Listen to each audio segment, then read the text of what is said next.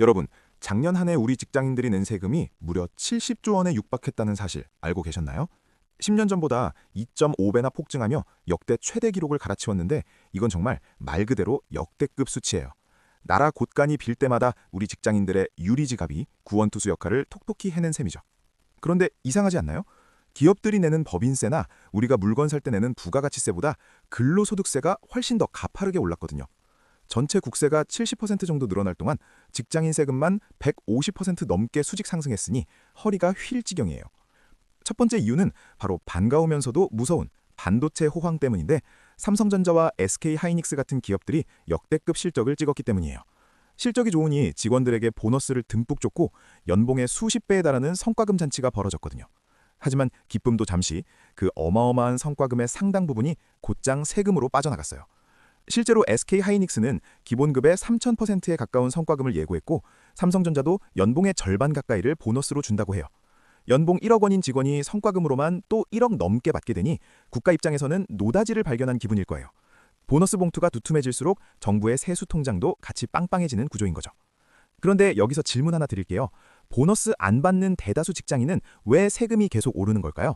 그 비밀은 바로 19년째 요지부동인 소득세 과세 표준이라는 아주 딱딱한 시스템에 숨어 있어요. 물가는 오르고 내 월급도 조금씩은 오르는데 세금을 매기는 기준선은 옛날 그대로 멈춰 있거든요.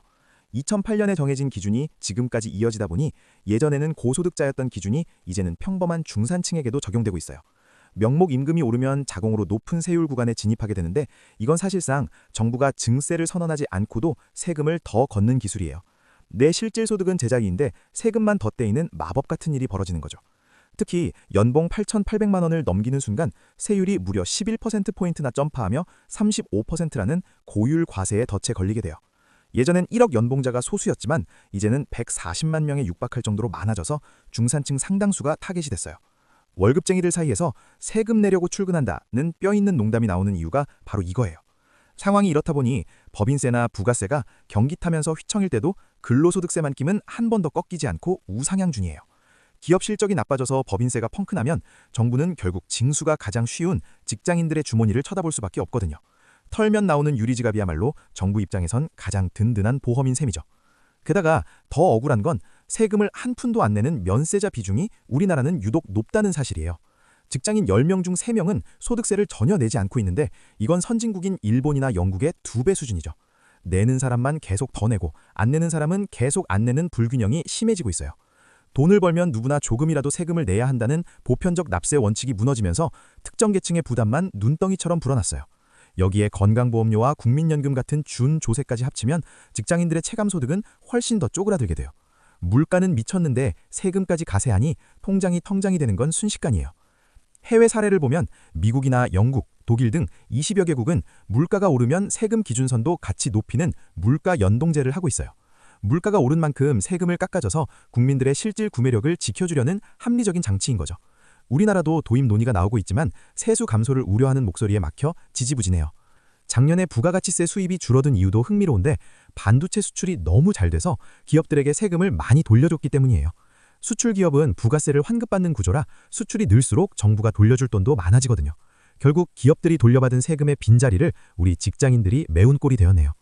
기업이 살아야 나라가 산다며 법인세 깎아주고 수출 지원해주는 동안 정작 그 기업에서 일하는 노동자들은 세금 폭탄을 맞고 있어요. 국가 재정의 18% 이상을 근로소득세 직장인들이 책임지는 구조. 과연 이게 지속 가능한 방식일까요?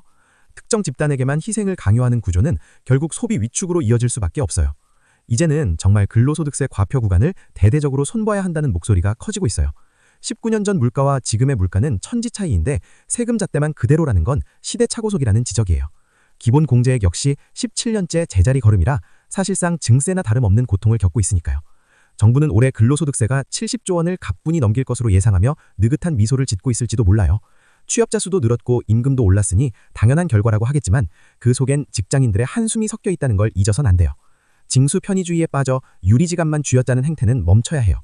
재정 준칙을 법제화해서 정부가 돈을 함부로 쓰지 못하게 막는다는 주장도 힘을 얻고 있어요.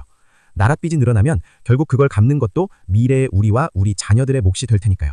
선심성 정책으로 세금을 펑펑 쓰고 부족한 돈은 직장인에게 걷는 악순환을 끊어내야 합니다. 반도체 황금기가 가져다준 풍요가 모두에게 골고루 돌아가려면 조세 정의부터 바로 세워야 하지 않을까요?